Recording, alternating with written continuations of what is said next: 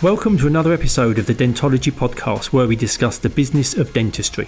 In this podcast series, we'll be discussing all the non-clinical aspects of dentistry, from goodwill values, finance, marketing, how to buy and sell a dental practice, mindset, through to where you can invest your money in team management issues. My name is Andy Acton, and I'm joined by my co-host, Chris Strevens. Let's jump straight into it. So welcome to our latest episode of Dentology, the Business of Dentistry podcast. And today, delighted and excited to welcome Sameer Patel, who's joining us as our guest. Sameer is the clinical director and co-founder of Elleven Dental, which is now part of the Dentex Group, partner at Blandy House Dental Practice, creator of the Elite Dental Leadership Program, which we're looking forward to finding out more about today. Also a cricket enthusiast. So welcome, Sameer. How are you doing? Really well, thanks. Thanks so much for having me, first of all. What an exciting name you have. That's right. Pleasure. Just super excited to be chatting to you guys, and long conversations are not had, so it's great to be having those with you today. Yeah, well, we've moved into a kind of a soundbite world, haven't we? Where if you can't say it in a couple of hundred characters or fit it in 30 seconds, it's not worth listening to. But I agree. I think having slightly long. So thank you very much, Sameer. That was lovely.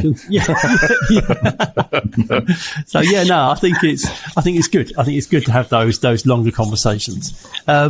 So you're obviously still a busy dentist, still seeing patients. We're grateful for your time to slot us into your busy day.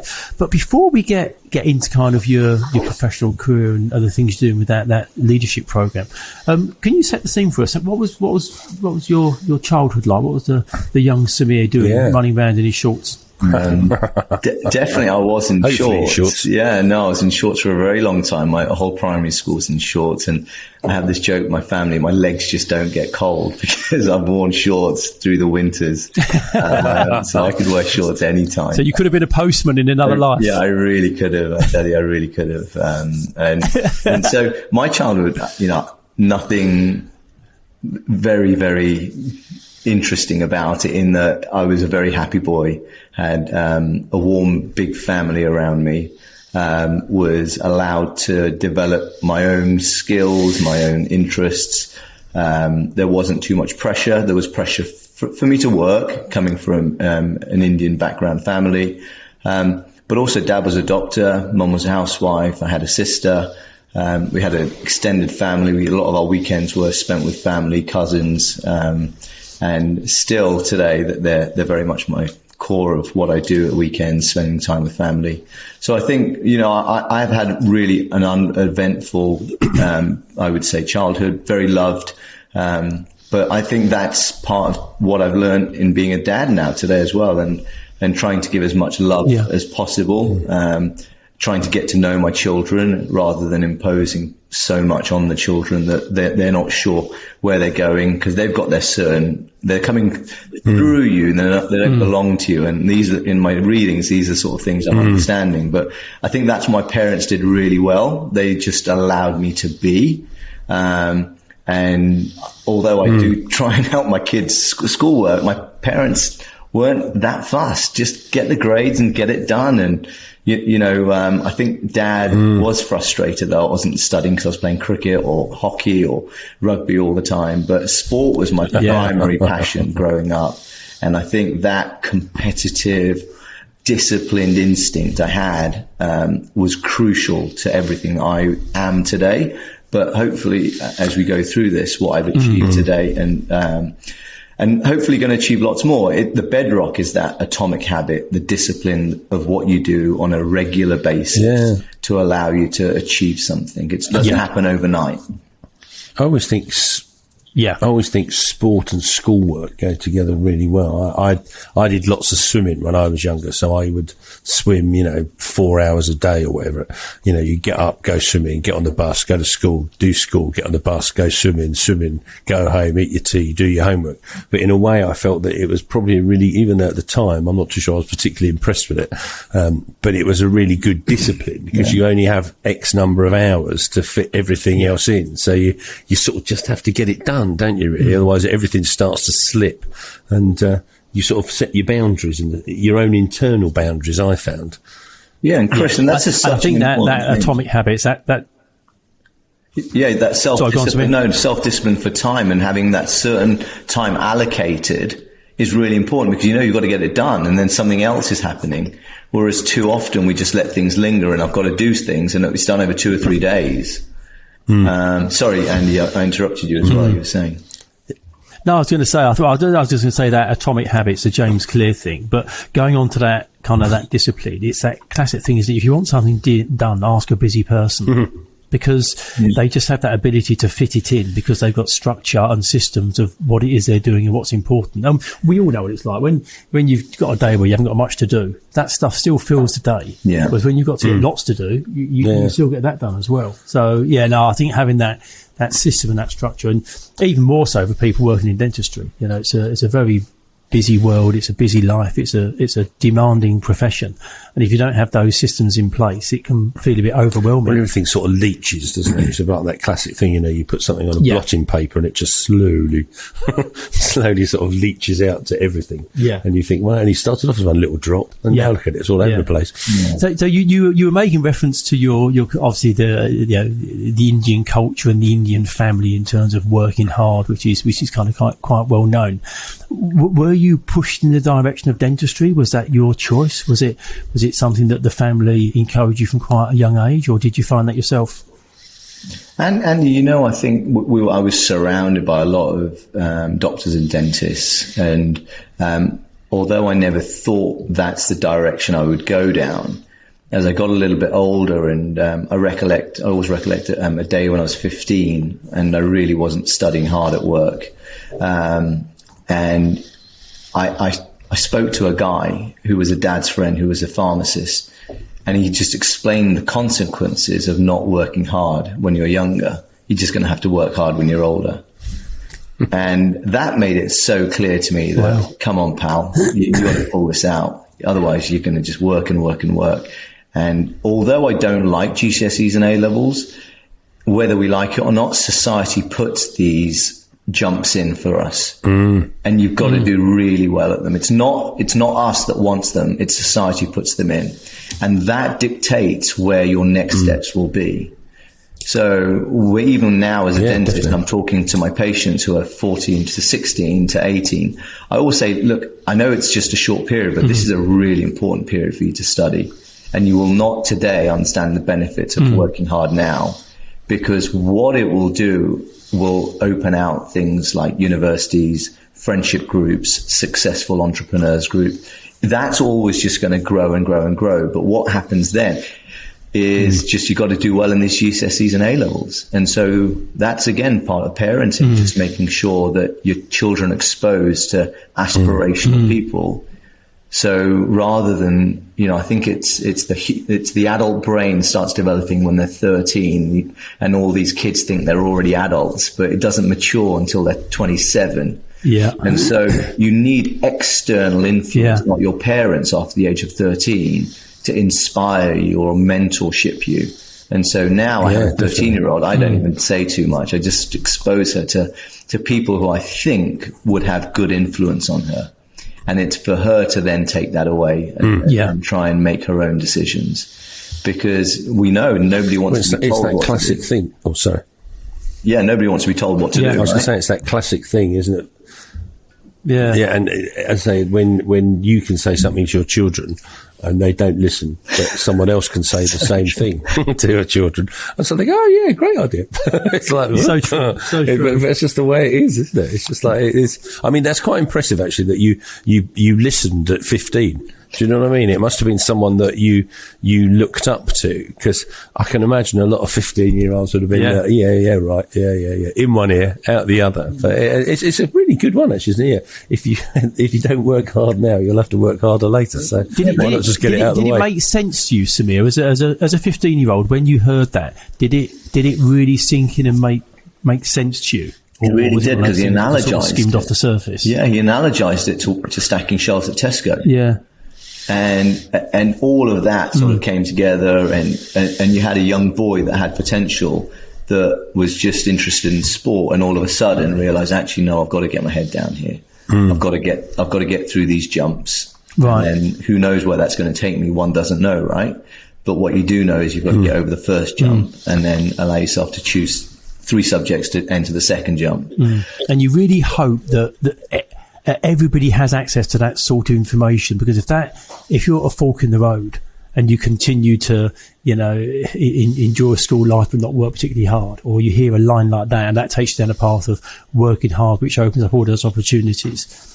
If people have that choice, and it's choice, isn't it? If people give you that information and you decide what to do with it, but if you don't get the information, you kind of don't even realise there's two paths. You don't even realise there's a choice in front of you, and that's the bit that's kind of missing for so many people. Totally true. Did you have aspirations to be a cricketer or anything like that, or was it just that you enjoyed playing the sport but felt you'd never be good enough to be a county cricket or anything like that? Or did you sort of think, oh, actually I could do that, but then thought maybe I should get sensible? Chris, now you're talking. These are my questions now. So totally, exactly right. That's all I wanted to do. I want to play professional cricket. At that stage I was playing for Berkshire. I was starting to play for England amateurs as well, and my dad said, listen, pal, you got to do a degree. Just do a degree and figure it out. So I went to do all of these fancy work experience posts. And actually the one I enjoyed the most was dentistry. And a guy in Reading called Jatin Desai, who was our family dentist, great guy. Spent Fridays with him in my periods off. Really liked the way that he worked, his culture with his patients, the way it was a team, and it was a non-office environment. And I just thought, okay, well, I'll do it. My dad wants me to do a degree. I'm going to just do dentistry. I didn't want to do medicine. And a spot of luck then came in, and I loved dentistry. As soon as I entered it, I knew everything about it. I loved biology. I loved chemistry. I loved the fact I was with people. I was chatting to people, and it fit in my personality right down to the T. And Birmingham University was a great place for me. Where I went to university, it was a medium-sized university with lots and lots of sport, and so that balance of academia with extracurricular was perfect. I wasn't small fish in a big pond, mid-sized fish in a mid pond, and all of that is crucial when I'm helping someone to get into university. I think all of these things are really important. Or even school, if you can be a small fish in a big pond, that's okay. But if you're someone like me that wants to be a big medium fish in a medium pond, Birmingham University was perfect, where we had 70 people in our year, and that was it. And so got to know everybody really well, had a great social network, and still very close to many of my peers from university. So you obviously played cricket to a very high level, national standard. You'll probably be familiar with the work of James Kerr and his book Legacy about the All Blacks, and looking at how phenomenal they are as a sports team and what business can learn from sports. Did you see crossovers from your own personal experience of working with teams, understanding leadership, behaviour patterns? Were you able to carry through that through into your business world? Yeah, I think 100%. And the way that I lead is very much from everything I've learned from sport, from understanding everybody's an individual, and you have to understand that you can't just put everybody together. Everybody has their own wants and needs. Creating a culture. Also working hard yourself, and all those things that make a great leader and make a great team. And so whenever I find I'm stuck with a decision or a way to speak to somebody or the next steps, I think I'd always just fall back on my sporting background. And, I've been very lucky to play in some very successful teams. And you sort of look at the cultures in those teams, and it was often no dickheads. Everybody worked really hard. There was a core discipline to the way we did things. There was a togetherness, yet there was an ability for everybody to have time out to do their individual stuff. And so there was a core culture, but an ability to have time and space to do your own thing.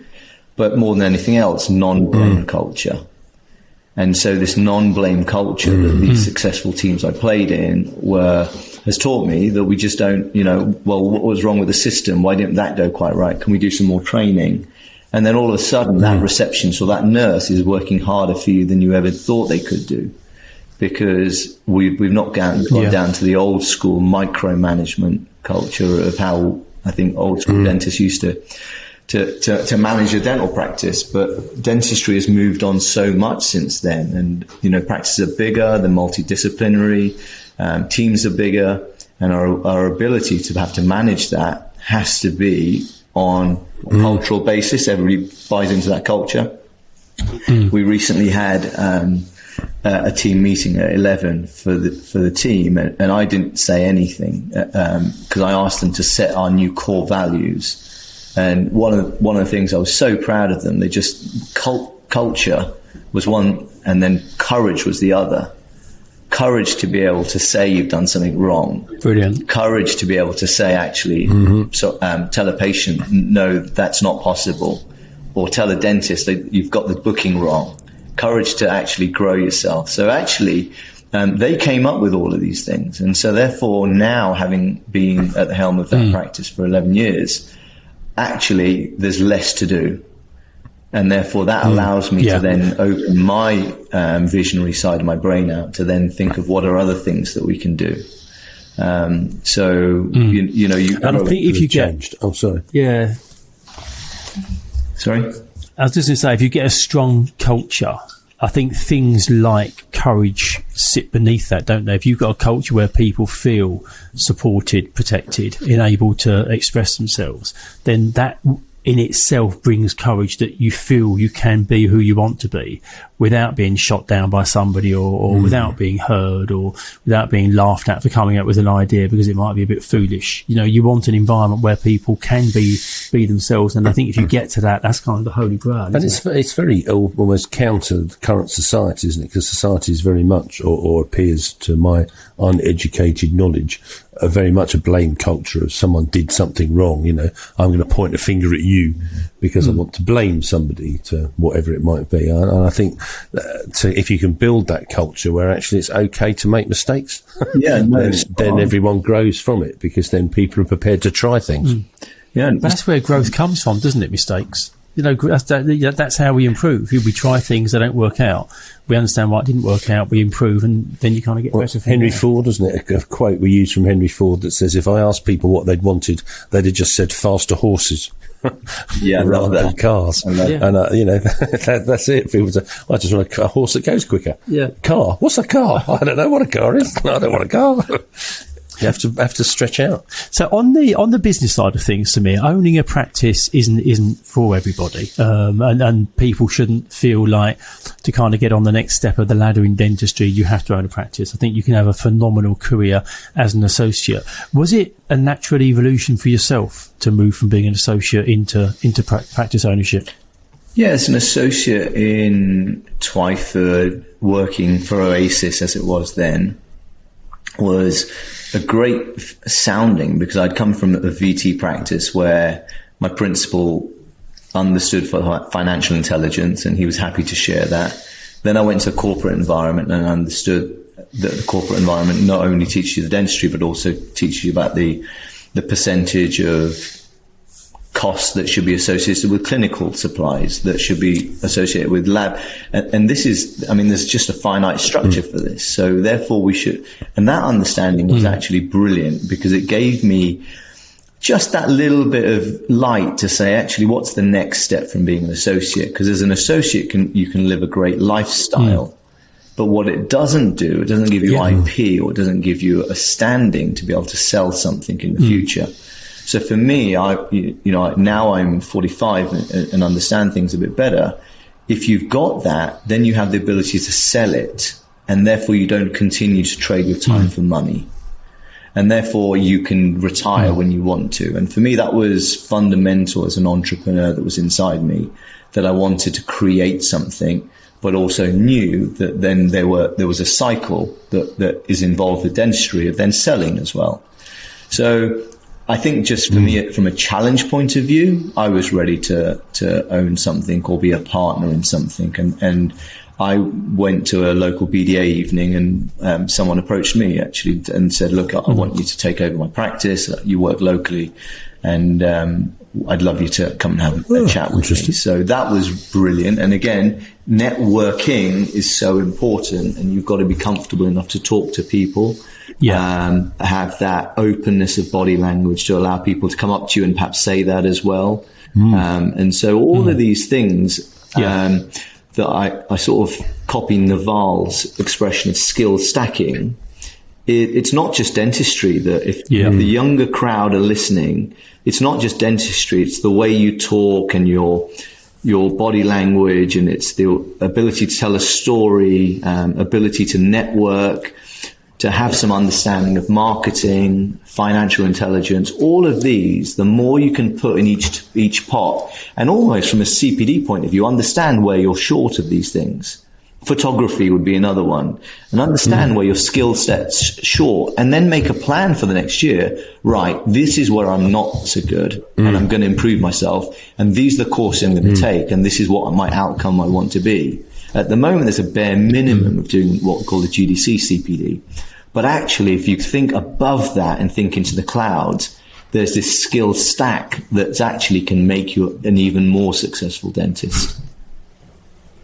And I think a lot of this kind of, if you go right back to the beginning of dental school, there isn't much room, if any, for talking about anything that isn't directly clinical. So we get lots of young dentists that come out of dental school understanding the principles and trained in a clinical capacity, but there isn't much conversation about, the importance of interpersonal skills, chair-side manner, anything to do with business, marketing, sales, that side of things. So the skill stacking doesn't exist other than you come out as a clinical dentist. So you're right, the CPD then is ingrained in the thinking, which is it's clinical CPD. I need to keep going on clinical courses, but then running alongside that, there's a whole new world. What's your view on kind of the lack of business training and interpersonal skills at dental school? So I know we've only got half an hour. Big question, I know.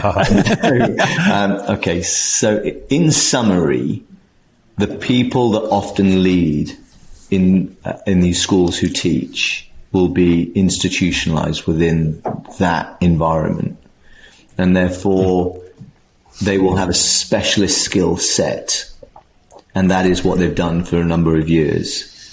And so you've got to have new faces come through any organization to keep fire, to keep the change. And so that's fundamental, that I think is really important for these bigger institutions to do. Obviously, you need people there for a long period of time to keep the backbone.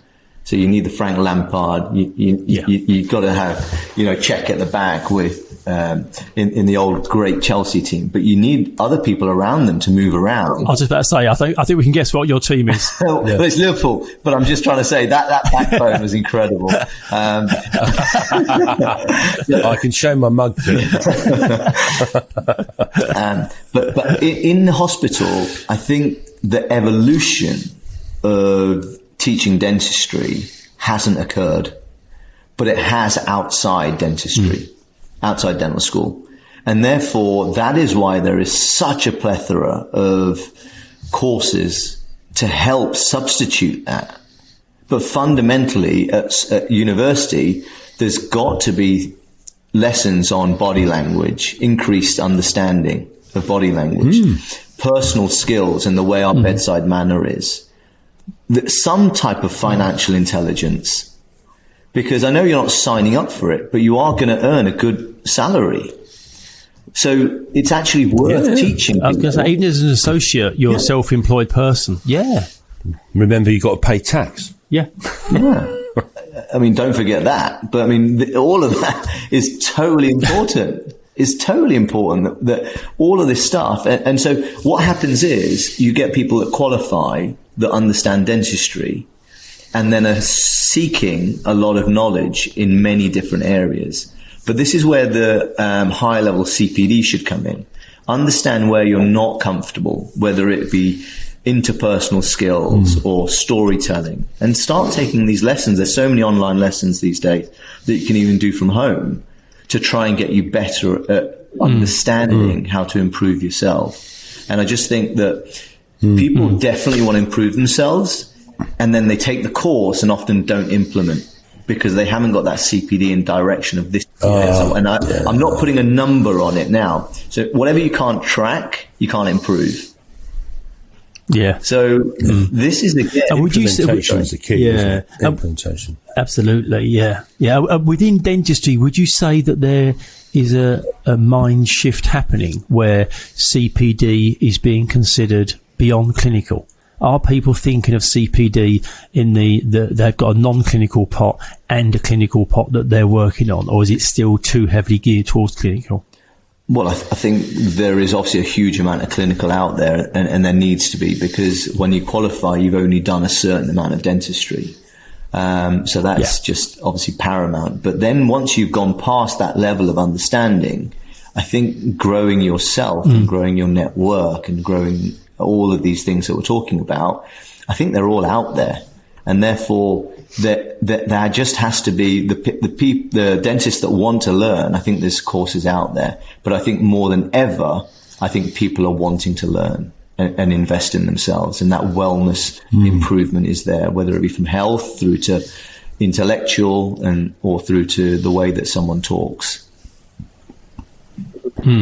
So the things we've been talking about, was this kind of the inspiration for the Elite Dental Leadership Program? Was this kind of the culmination of your thoughts of getting people to excel in some of these non-clinical areas? Because that program you put together, my goodness, you've got some speakers there, haven't you, with Sir Clive Woodward joining you and others. It looks an incredible program. Yeah, it just came from a place where I felt I had made so many mistakes. And I wanted to share them. But you could have called it my failures. It might not have been as popular. Yeah, it's really an important side of. But I had no issues in failing. I think that comes back to the question you asked me earlier. What was it like growing up? And if I failed, there weren't repercussions the whole time. And therefore, a lot of what I am doing or what I've done doesn't come from a fear basis, which then allows me to try things and not be worried that I'm going to fail or mess it up or be told, because I still feel comfortable that I've not failed, I've just learned a lesson.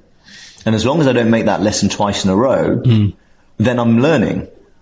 And so, the Elite Dental Leaders was all about a culmination, I suppose, everything we've spoken about, but bringing people together of a similar mindset. And dentistry pre-COVID was very individual.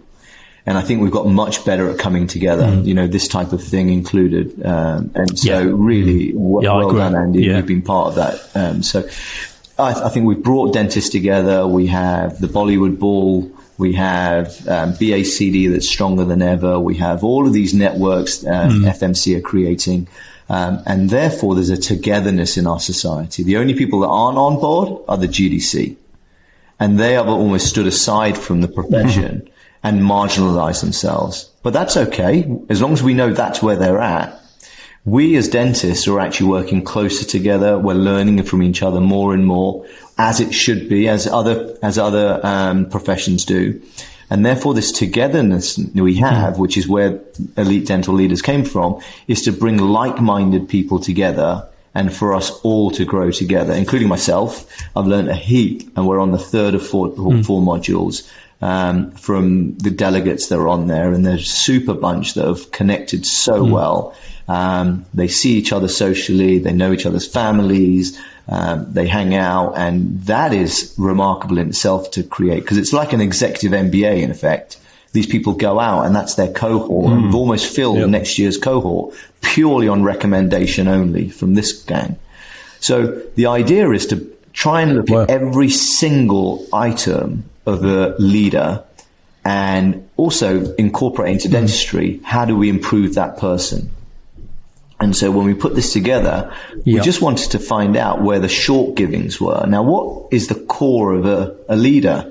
It's that they have energy, they're disciplined, and all the things that go with that. And so the whole of the first module is about healthy leadership, cellular leadership. How do you get yourself to the best possible shape you can do and have the right information? So it includes the introduction of yoga and meditation into their dailies and routines, creating routines for each other. And therefore, once you've done that, you're then just trying to understand where you've come from and the purpose of where you've come from and to where you're going. So the direction of where you want to go, and then we help you get to that next level. But it comes from being a clear leader and drinking, 2-3 liters of water a day, being totally disciplined when you sleep, getting as much REM sleep as you can. And therefore you turn up to work on a more consistent basis, and therefore that consistency leads to a much better output, and therefore a lack of being angry when you get to work, or you'll set things up better at work, and therefore less will go wrong. Having the team buy in, and therefore everybody's enthused to be a manager rather than an employee. And so this mindset, changing the mindset of leaders into it's us and not just me. And then it goes into brand and teamship, and Sir Clive Woodward and the ex-GM of Nike join us to talk about friction points in a business and how we got to remove those, and how to track data, and how Nike track data. And it's fascinating to hear all of this information. And the idea is we just bring leaders to be able to speak to this cohort, to allow them to find their direction. And a word or a phrase that I love is true north. To find their true north, because it's not going to be my path they're going to want to follow, but what they're going to find is their own direction. And when you find your own direction, what you find is the energies all line up, and this momentum builds, and everything just moves in your direction, and it works super well. It sounds great. It's interesting what you're saying about the sleep patterns and REM. I was listening to Johan Hari talk recently, and he was saying that as adults we typically get 1 hour less sleep a night than we did 20 or 30 years ago. And where people are busy and they're not sleeping for as long, you then wake up in the morning, and because you haven't refreshed yourself and cleansed your brain, you're then less creative, because it's easier to be creative when you're refreshed. And he was going through all these things, and like you say, so much of it is so simple, but it's going back to that kind of atomic habits, isn't it, of doing it on a consistent basis to make sure that that's how you live your life, as opposed to you just do it once and expect to see a change. Yeah, I mean, how can you turn up and do an implant first thing in the morning if you've not slept the right amount, you've not hydrated yourself to the same degree? And that means there's so much variable coming into placing an implant at 8:30 in the morning or 9 o'clock. Have you had a cup of coffee? What was your breakfast? How was your drive in? Did you leave on time? And so all of that then leads to then either stress on the nurse or the patient or the field, and you're just having to control your neurochemical release to get into a zone or a flow to place the implant. And so a lot of it can be taken away from feel, and it can go into discipline. So, I'm such a high believer in cellular leadership. And just coming back to the sleep, we know if we sleep less, there's a greater chance of Alzheimer's and dementia. And so actually sleep patterns are crucial, and it's not how many hours, it's what you do in those hours. So again, the first thing we spoke about was having that time, exactly that timeline of swimming, Chris, that you had. You were so focused on the swimming because you were there in that period, and then you knew the next bit was, so you just had to get it done. So your organization of your day then dictates your output. And I hate people that says, okay, well, I'll do something and I'll carry on, because they're trying to make it perfect. But actually what you want is, I'm going to take 2 hours out now and I'm going to do this. And whatever I'm done at the end, I'm done, and then I'm going for my walk. And if more people did that, especially working from home, they'd realize they'd be more productive in the 2 hours, and then they've rewarded themselves with the warm, and then they're getting lux from sunlight, which is making endorphins flow and getting them ready for the next bit of work that they do, rather than carrying on for another 3 or 4 hours in the same position, dehydrated and not ability to function as high as they can. And your performance drops off. I mean, a number of times where, you used to work in a bank, and you would sit there at something, and then you think, I'll tell you what, I'm just not getting this. So then you'd go home, and then you'd come in the next morning and you'd spot it in like 5 minutes or something, because as you say, your performance drops off, and you just don't see the patterns or whatever it might be. So that being refreshed makes a massive difference. It's interesting what you say about the faders as well, Sameer. So you're very aware and in tune with yourself in terms of constant progression, improvement. It's not a failure. I just learned a way that didn't work and I'll work again and find a way that did work. So thinking in that context, what would you say has been your best, but also your worst day in business?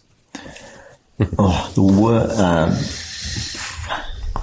I think I don't get too high and low, but I celebrate success regularly. And so even if it's a small win, I'm totally in for celebrating it.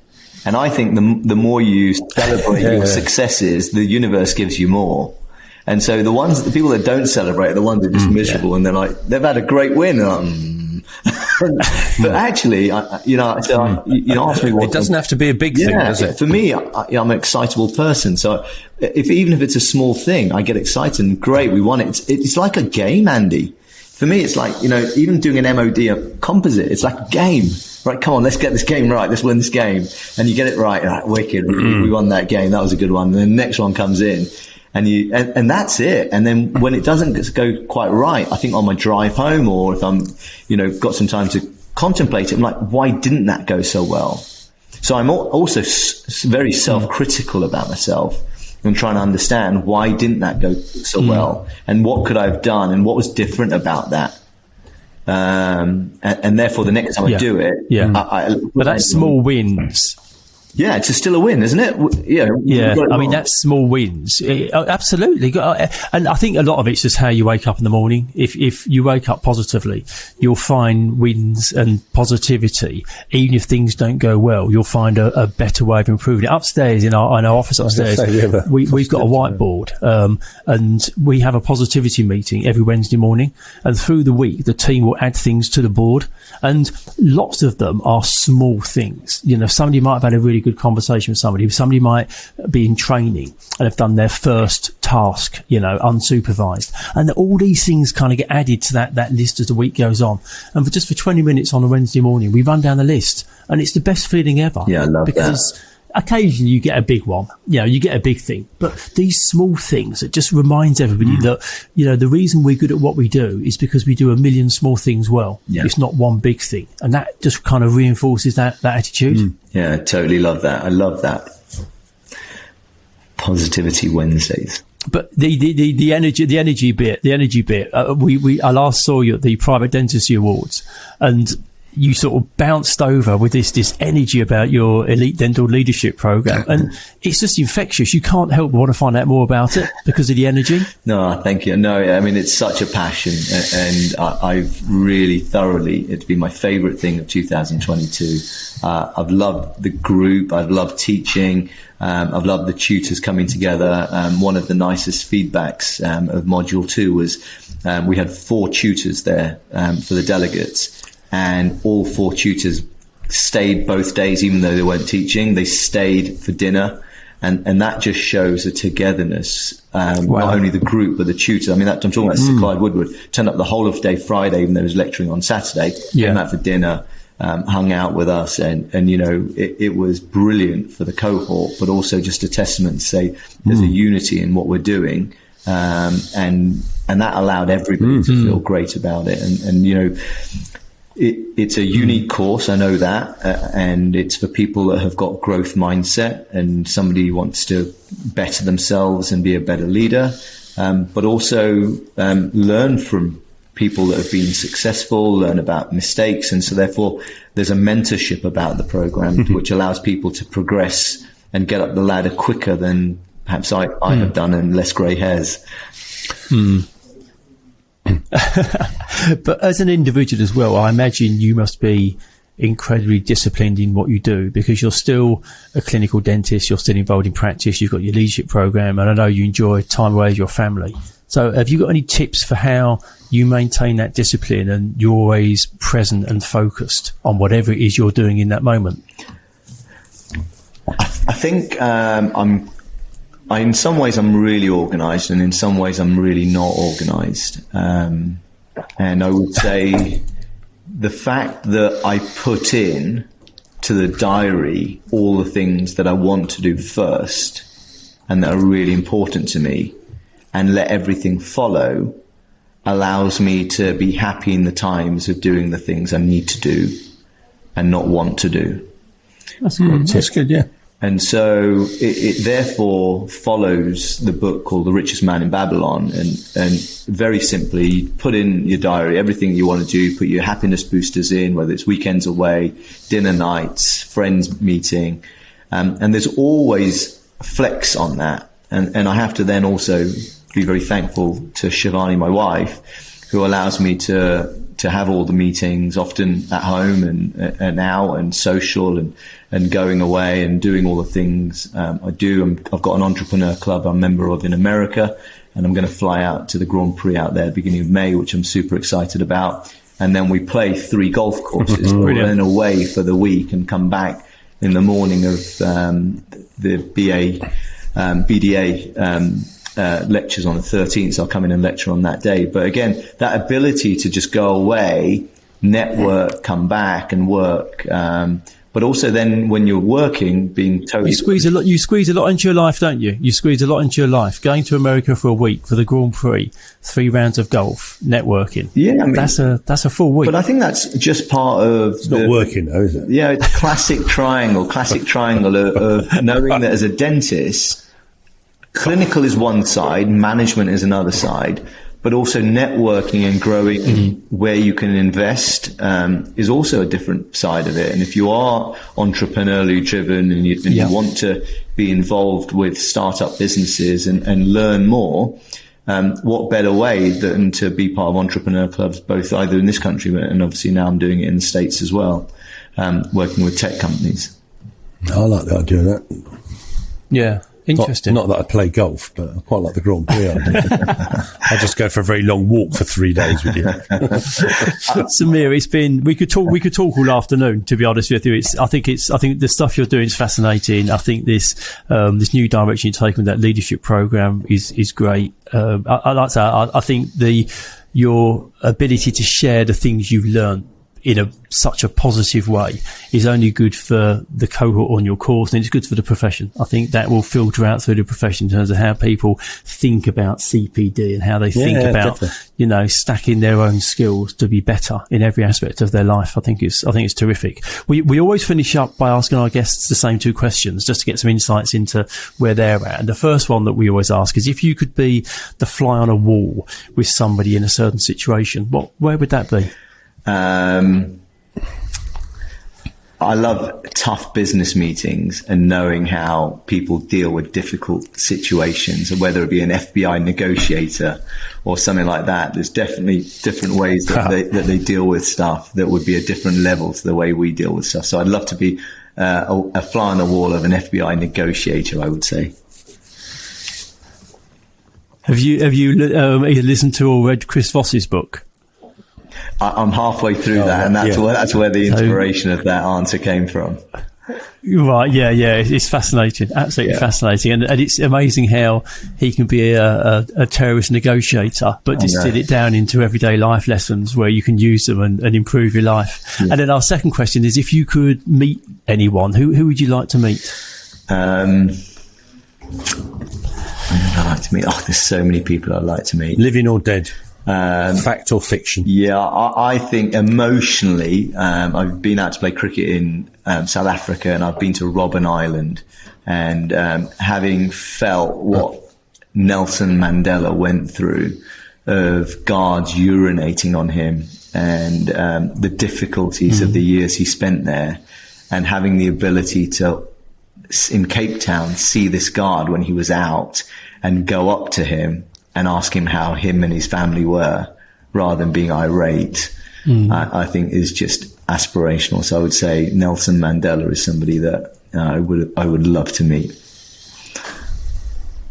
Yeah, lovely. Well, I think that's a beautiful spot to finish on, Sameer. No, we really appreciate your time. It's been a great conversation. Good luck with the continuation of the program. Yeah, very interesting. And hopefully we're going to bump into one another very soon. Yeah, Chris, Andy, thanks so much. I really enjoyed it.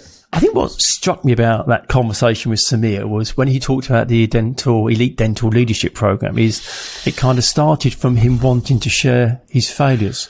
Yeah. Which weirdly is a really positive way of wanting to help people. It's kind of I've done things that didn't quite work out. Let me share them. So either you don't make those same mistakes or you learn from them so that you have a better outcome. I think it's an interesting one, because I know we've said it for a long time, like experience is experience, and actually part of experience is learning from other people's mistakes rather than making your own, which are exactly the same as someone else's. But I think also you have to be confident enough to do that. Because some people, you sort of feel they don't necessarily want to do that. Though, I'm going to do it myself. Oh, I've cocked it up. Yeah. It's quite. But there's a real nice, assured confidence about him as well. But also an openness that he doesn't know everything and he's still learning. But he's going to share the stuff that he's learned so far. And incredibly successful. Yeah. He's done really well. But to curate a program in the style that he has, and to kind of see people and try and build an approach which CPD is not just clinical based. It's interpersonal skills, it's leadership style, it's mindset. Things like sleep and things. It made me think that really you should have and I'm sure they're out there. I've just never seen them. But there should almost be self-audit tools. You should be able to audit yourself really, so as you can work out. Where are the bits? I know there's personality tests and all those, but for your own self-development, then maybe you should sit down and go through an audit to see where you are and where your level of knowledge is. And do you, not the fact that you need to improve those areas, because actually you might not want to improve those areas, but I'm sure there'll be some things that threw up that you'd say, oh, actually, but also in life, we're good at some things and not at others. But the nature of life and support services, the things you're not necessarily good at, you can, bring in an external resource to do that for you. But I thought it was a really, really interesting conversation. Yeah, I thought it was great. Really good. Lovely guy. Lovely guy. Absolutely. Thank you for listening to this episode of Dentology, where we discuss the business of dentistry. If you like what you heard, please do subscribe where you found this episode. That would be amazing. And also follow us on Instagram.